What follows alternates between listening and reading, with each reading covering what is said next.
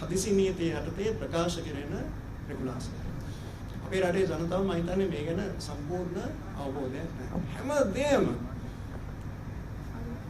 අප්පාදු කිරීමට බලය තියෙනවා. එකම දේ කරන්න බැරි හදිසි නීති රෙගුලාසියක් තුළින් ශ්‍රී ලංකා ආණ්ඩු ක්‍රම ව්‍යවස්ථාව විශ්වවා කරන්න බෑ.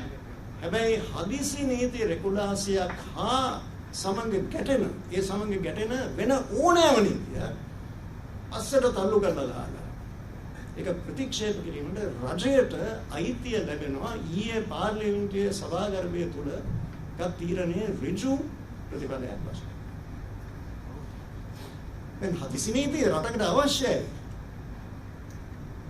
හැබැයි ඉතාමත් පරිස්සමින් දුරදිග බලලා බොහොම ගැඹුරින් කල්පනා කරලා තමයි හදිසි නීති ප්‍රකාශයට පත් කළ යුත්තේ. අද රටේ තිබෙන තත්ත්වය අනුව කිසිසේත් සාධාරණීකරණය කරන්න බෑ. මගේ ඇස ශ්‍රී ලංකා පොදු ජන පෙරමුණේ ආරම්භක සභාපති හැටියට හා නීතිය පිළිබඳ මහාචාර්යවරයෙක් හැටියට මට නම් කිසිසේත් සාධාරණීකරණය කරන්න බෑ. අද දවසේ ශ්‍රී ලංකාව තුළ පවතින තත්ත්වය අනුව හදිසි නීතිය ඇනවීම හා ක්‍රියාත්මක කිරීම මේ රටේ ජනතාවගේ ජීවිත දේපල සියල්ලම රැක ගැනීම සඳහා ඕනෑමටත් වඩා ප්‍රමාණවත් විධිවිධාන අඩංගු වෙලා තිබෙනවා අපේ සාමාන්‍ය නීති පද්ධතියේ. ඒතොර ඒක නම් අරමුණ ඒ අරමුණ ඉෂ්ට කර ගැනීමට අපේ සාමාන්‍ය නීතිය හොඳටම ඇති. එහා ගිහිල්ලා අනවශ්‍ය හදිසි නීතියක් ප්‍රකාශ කරනවා නම් ඒකෙන් වෙන අරමුණු ඉෂ්ට කර ගැනීමට මාර්ගය සපයා දෙනවා. ඒක කිසිසේත් අපේ රටේ ජනතාවට හිතකර දෙයක් නෙවෙයි. ඒ නිසා තමයි මම ඒකට විරුද්ධව ඊයේ පාර්ලිමේන්තුවේ මගේ ඡන්දය ප්‍රකාශ කළේ. එතකොට වෙන ඉතාමත් භයානක සාධක තියෙනවා. අභිනව ජනාධිපතිවරයා දිවුරුම් අරන් පැය 24ක් ඇතුළත ගාලු මුවදොර ඇතිවෙච්ච ප්‍රහාරය.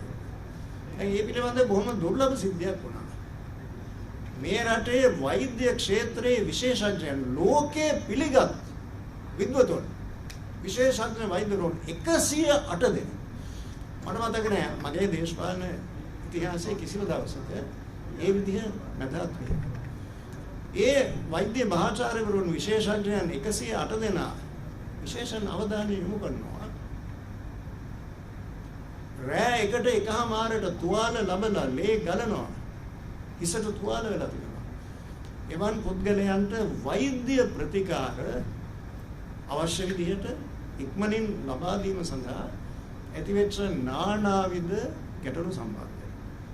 මම මවිතයටපත් වුණා පොලිසියේ මාධ්‍ය ප්‍රකාශකය කියනවා හදිසි නීතිය පාවිච්චි කළේ නැහැ කියලා. මම එතුමාට කියනවා හදිසි නීතිය නෙමෙයි කිසිම ශිෂ්ට සමාජයක් පිළිගන්නා මොනම නීතියක් දේශීය හෝ ජාත්‍යන්තර නීතියක් යටතේවත් ඒ කරපු දේවල් සාධාරණීකරණය කරන්නට කිසිසේත් පුළුවන් කමක් නැහැ කියලා. දැන් මේ අවස්ථාවේදී වෙන කිසිම අවස්ථාවකට වඩා ශ්‍රී ලංකාව මුහුණ දෙන අද්විතීය ආර්ථික අර්බුදය නිසා අපිට අත්‍යවශ්‍යයි ජාත්‍යන්තරයේ සහයෝගය. ඒක නැතිව කවුරු මොනවා කිව්වත් මේකෙන් ගොඩ එන්න පුළුවන් කමක් නැහැ. දැන් මේ වෙච්ච දේවල් දැඩි ලෙස විවේචනය කරලා තිබෙනවා විදේශීය ආණ්ඩු, බොහොම ප්‍රබල ආණ්ඩු හා ජාත්‍යන්තර ආයතන. හිටපු විදේශ ඇමතිවරයා හැටියට මම විදේශ ඇමතිවරයා හැටියට කටයුතු කළා 2010 සිට 2015 දක්වා. ඊට පස්සේ 2021 සිට 2021 අපොසයි. මම හොඳ හැටි දන්නවා දැන් තව මාසෙකින් ජිනීවා නගරයේ මානව හිමිකම් කවුන්සිලේ 51 වන සැසිවාරය එනවා. ඒ සැසිවාරය ශ්‍රී ලංකාවට අතිශයින් වැදගත් සැසිවාරයක්. මම ජිනීවා නගරයට ශ්‍රී ලංකා රජය නියෝජනය කරමින් ගිය සෑම අවස්ථාවකදීම ඔය හදිසි නීතිය මානව හිමිකම් වලට ශ්‍රී ලංකාව තුළ ඒ හදිසි නීතියෙන් ඇතිවන බලපෑම විශාල මාතෘකාවක්. මම හොඳට දන්නවා ඒක ලොකු ප්‍රශ්නයක් වෙනවා කියලා මේ අවස්ථාවේ. ඊටත් වඩා GSP plus පිළිබඳ තත්ත්වය යුරෝපීය සංගමය බොහොම පැහැදිලි ප්‍රකාශයක් කළා තිබෙනවා. GSP plus කියන්නේ අපිට දෙන පරිත්‍යාගයක් නෙවෙයි. ඒ රටවල් වල බදු ගෙවන ජනතාවට ලොකු මූල්‍ය අවාසියක් වන විදිහට තමයි ඒ සහන අපිට දීලා තියෙන්නේ. පරිත්‍යාගයක් නෙවෙයි යම් කොන්දේසි වලට යටත්ව තමයි අපි ඒක භුක්ති විඳින්නේ. දැන් ඒක නැතිවීමේ අවදානමක් අද තියෙන බව බොහොම පැහැදිලිව පේනවා. ඒක වුණොත් මේ හදිසි නීති තත්වය ඒකට කෙලින්ම බලපාන සාධකයක්. අද අපේ රටට අපේ විදේශ සංචිත පිළිබඳ තත්වය කවුරුත් දන්නවා. මහා බැංකුවේ අධිපතිතුමා ඒක බොහොම පැහැදිලිව කියලා තියෙනවා. මේ බිඳුවටවත් මුකුත්ම නැහැ. එවන් තත්වයක් තුළ අපිට විදේශීය මුදල් ලැබෙන්නේ ක්‍රම තුනකින්. එකක් සංචාරක කර්මාන්තය, අනෙක ශ්‍රමිකයන්, ශ්‍රී ලාංකික ශ්‍රමිකයන් අපිට එවන මුදල්. තුන්වෙනි එක අපේ අපනයන ආදායම. මේ තුනෙන් පළවෙනි දෙක විශාල ලෙස කරා වැටිලා තියෙනවා. යන්තම්වත් ඔරොත්තු දෙන්නේ තුන්වෙනි. හැබැයි අපේ අපනයන සඳහා ප්‍රධාන වෙළඳපොළ තමයි බටහිර යුරෝපය. බටහිර යුරෝපයට අපිට තරඟකාරී වාසියක් ලොකු ප්‍රයෝජනයක් ලැබෙනවා GSP plus ආනේ නිසා. ඒක නැති වුණොත් ඒක මේ අවස්ථාවේදී මරු පහරක්. ඊට වඩා මට කනගාටු ඒකෙන් පීඩාවට පත්වන්නේ රජයේ නායකයන් නෙවෙයි. මේ රටේ දිලිඳු ජනතාව. අද වේල දෙකක් කන්න බැරි ජනතාවට තමයි මේකෙන් විශාල පාඩුවක් වන්නේ. ඒක න අපේ බලවත් කනස්සල්ල මේ අවස්ථාවේදී ප්‍රකාශ කරනවා. මේ මාතෘකාව ජාත්‍යන්තරයට වැදගත් නිසා මම ඉතාමත් ඉක්මනින් ඉංග්‍රීසි භාෂාවෙන් අදහස් කිහිපයක් ප්‍රකාශ කරනවා. Yesterday, the Parliament of Sri Lanka debated the state of emergency, whether Parliament is going to approve it or not. I exercised my vote in the Chamber of Parliament against the government proposal for the adoption and implementation of the state of emergency. I believe that I have a duty and an obligation to explain my reasons very clearly to the public of our country. I am the founder chairman of the Sri Lanka Podujana Peramuna. This is a political force that came into existence 6 years ago.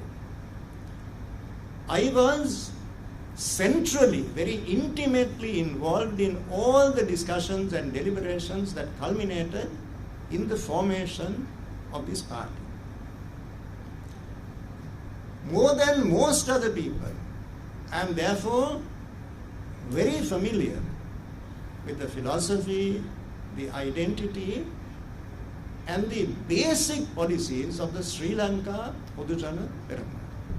Because I was involved in formulating those policies, in developing and refining those policies. And it is my deep conviction that the declaration and the enforcement of a state of emergency in the conditions that prevail in our country today is fundamentally incompatible with the core values, the convictions and the beliefs that the Sri Lanka Podujana Peramuna holds to be sacred. There is absolutely no way of reconciling these. There is a basic inconsistency. And this is one of the main reasons why I had no option but to oppose the state of emergency.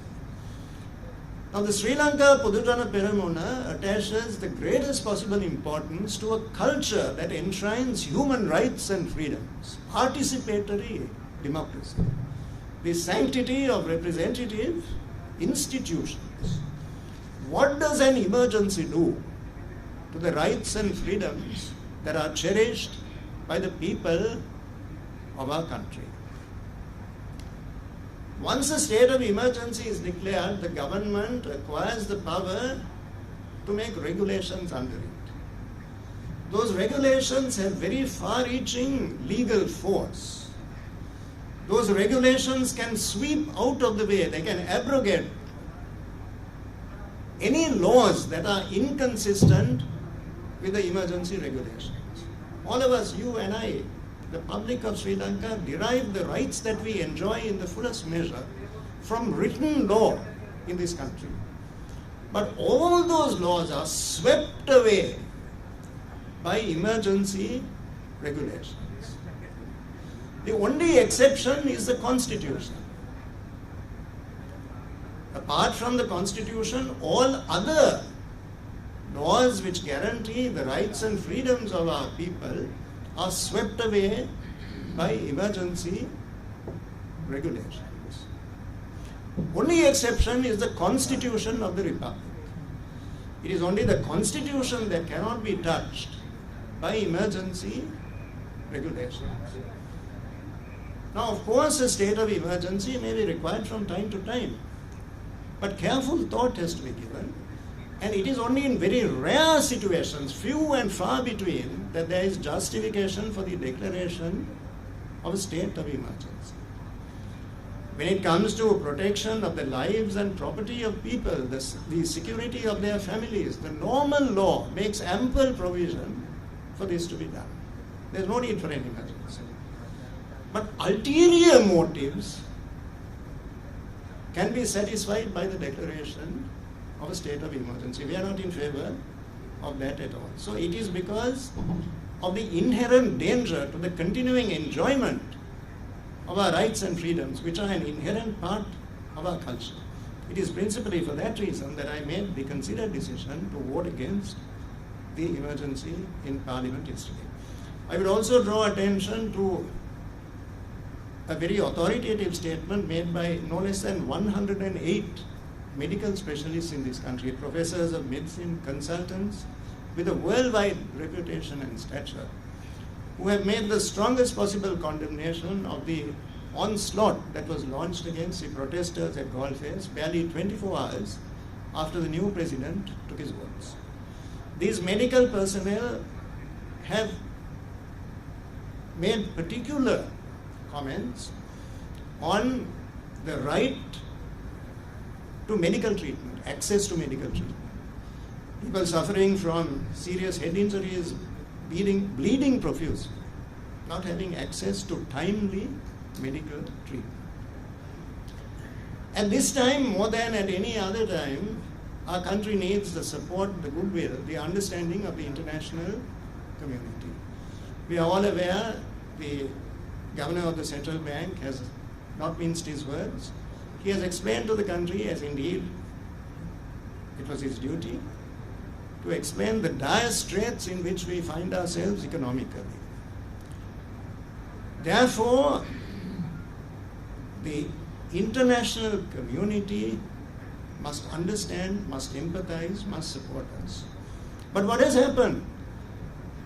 The strongest possible statements condemning what occurred has been made by powerful foreign governments as well as international institutions. This is certainly not in the interest of our country. 1 month from now, the 51st session of the Human Rights Council takes place in Geneva. That is a very crucial session for our country. As Foreign Minister, I have attended those sessions on numerous occasions. On each of those occasions, a major topic has been the enforcement, the continuation of a state of emergency in our country and its inevitable impact on liberty in Sri Lanka. So I'm well aware that consequences of a very detrimental nature will inevitably arise from this decision that was made, a totally unfounded, unreasonable, unjustified decision to declare a state of emergency in the conditions that exist in Sri Lanka today. Even more relevant from a practical standpoint is the whole issue of GSP+. The European Union has made it categorically clear that GSP Plus is not a gift. It is a benefit that is given to Sri Lanka at the expense of taxpayers of the European Union, but it is a benefit that we enjoy subject to certain conditions which are spelled out in 27 international covenants, including the International Covenant on Civil and Political Rights. The actions which have been taken by the government of Sri Lanka in recent days have the potential to place in jeopardy the enjoyment of these rights, which are absolutely crucial for our economy at this time. There are three main sources of foreign exchange: tourism, remittances by our workers abroad, and our export income. We all know that the major market for our exports is Western Europe. If GSP Plus concessions are withdrawn, we lose the huge competitive advantage that we currently enjoy in the markets of the European Union. And that will be a fatal blow to the economy of Sri Lanka, which is already in very dire straits. The most regrettable part of all of this is that the brunt of it will be borne not by the leaders of the government, but by the poorest, the most vulnerable segments of the Sri Lankan community, and we express our profound sorrow and regret about this development.